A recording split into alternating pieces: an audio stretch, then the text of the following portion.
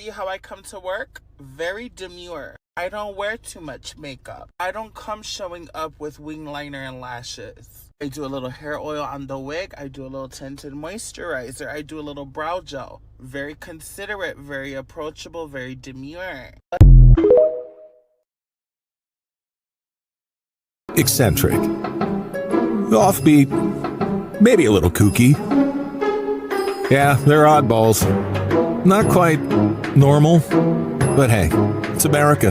We're okay with that. But this guy is weird in a bad way. If you look at Martin Luther King, when he did his speech, we actually had more people. Weird in a creepy way. You're going up the escalator? I'm going to be dating her in 10 years. I've said that if Ivanka weren't my daughter, perhaps I'd be dating her. Weird in a dangerous way. In 4 years, you don't have to vote again. We'll have it fixed so good you're not going to have to vote. Just weird. Don't you find some of their stuff to just be plain weird? 99% of the things I'm saying are common sense. Too weird to be president. These guys are creepy and yes, just weird as hell. And our fears are real. That left to her own devices, Kamala Harris is just one big old blind date. And everybody's making her whatever they need her to be. She's so good looking, she's so smart, she's so wealthy, she's so funny, she's close to her mom. She goes on really cool vacation, she'll never break your heart. Everybody's making her what they need her to be. She is defined. To define her is to deter her. You're a communications expert, and we see that this whole campaign is on a foundation of lying and propaganda and misinformation and deception, and they're not being who they truly are. Now, up to this point, they've gotten away with it. Now, the question is, how would the country react if they knew everything we're talking about? It's all about grooving with the giggler. It's a national non-stop dance party, y'all. It's hardly a surprise that Elon Musk and Trump, whatever it was they were doing, was a total shambles and disaster. And thankfully, a few more people who sit in front of TV cameras and put together news items, etc., are now realizing the significant cognitive decline of the once former President of the United States of America.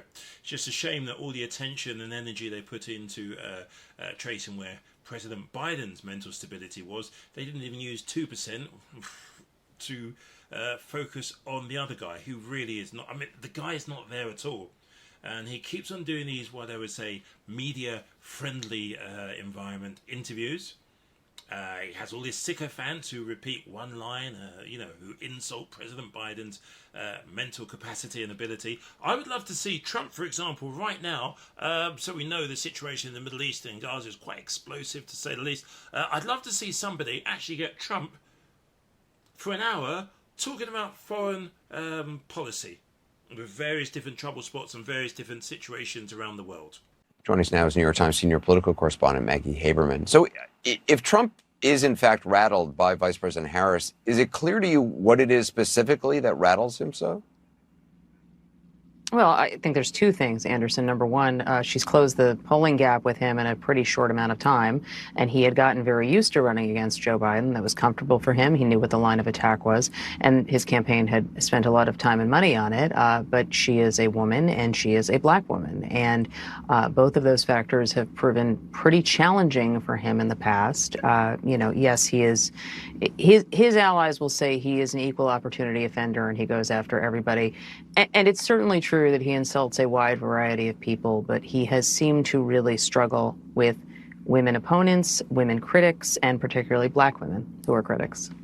It is also just remarkable how kind of regurgitated many of the messages coming from Trump are, not just regurgitated by Trump from years past, going after Barack Obama, talking about his name, pointing out his middle name, raising questions about his origins, but regurgitated from dozens of American political races in our history. I mean, calling people Marxists and communists and demonizing people of color. Trump is a man of few moves, and so we have seen him make the same ones over and over. You are correct that he is trying to run against Kamala Harris the same way that he attacked President Obama when Obama was in office and Trump was flirting with the idea of running for president in 2011 and was promoting the birther lie, that suggesting that the first black president was not legitimate to serve. You can see his campaign if you look at the Trump War Room account on Twitter. They are trying pretty hard to bait her and to bait Democrats into a fight about race. And, you know, that has been something so far that the Harris campaign has not taken the bait on. But this is something that we have seen him do before. It is something that has come up in other races. Again, we will see what this race looks like in the fall. But so far, the Harris campaign has been pretty focused on what it wants to talk about, and it's not what Donald Trump wants to talk about. Is it clear to you, I mean, does he still receive, you know, messages from, I mean, does he still talk to all sort of a whole strange cast of misfit toy characters throughout the day? I mean, CNN has been reporting that some Trump allies are concerned that he's more susceptible to fringe conspiracy theories when he's most vulnerable. Who has his ear right now? Yeah, Jonathan Swan and I reported this weekend about the fact that he is so disoriented has left him pretty susceptible to being manipulated. He's actually we just reported that he has a meeting planned with Miriam Adelson, the widow of the casino magnate Sheldon Adelson, this week at Bedminster, and this comes after he attacked her abruptly out of nowhere over text through one of his aides a couple of weeks ago. He has a lot of people around him who either support conspiracy theories or don't like what they see as the establishment or are critical of certain kinds of Republicans. And when he is feeling cornered, he tends to listen to those people. He is clearly feeling cornered right now. He's also, I mean, the fact that he's still talking about the crowd sizes, which was, you know, from the earliest days of him in the White House, he was, you know, we all remember the Sean Spicer, you know, having to kind of sadly go up and you know, back him up on these crowd size claims. Yeah, it feels very familiar. Again, man of few moves. And again, these are moves that he makes when he is under strain or anxiety or uncertainty. And he tends to be at his most erratic. Look, the number of people who we have spoken to who just say that he seems very on edge is not small. Thank you, Haberman. Thanks very much. And I also think you've heard me say this. Hope is the most powerful word in the English language. It was so powerful for when my wife and I first had our first child, we named our daughter Hope.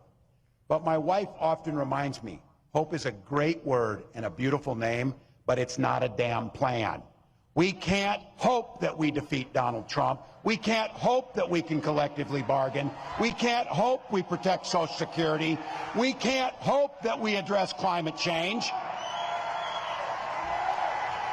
You don't hope to win. You plan, prepare, and work to win.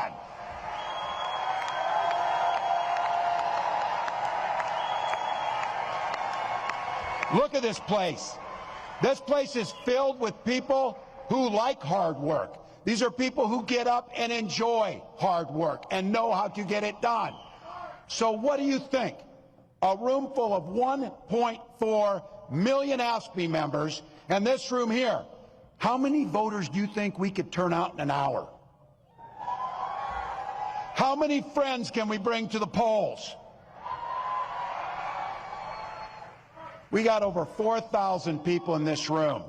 We won states by less than 10,000 votes in some cases. And I don't know about you, and I know it. This is going to be a close, tough race. It is going to be a tough one. But if each of us does an extra shift, an extra hour, a little bit more, we get to wake up on that morning after the election and know that the work we did transformed the lives for millions, transformed generations, impacted the world. Ask me. That's how it happens. That's how it happens. That's a plan. That's how the hope turns into the reality, turns into improved lives. It's just like that. We organize, we donate, we volunteer. It's that Trump is a really bad candidate and, frankly, I think a really bad person.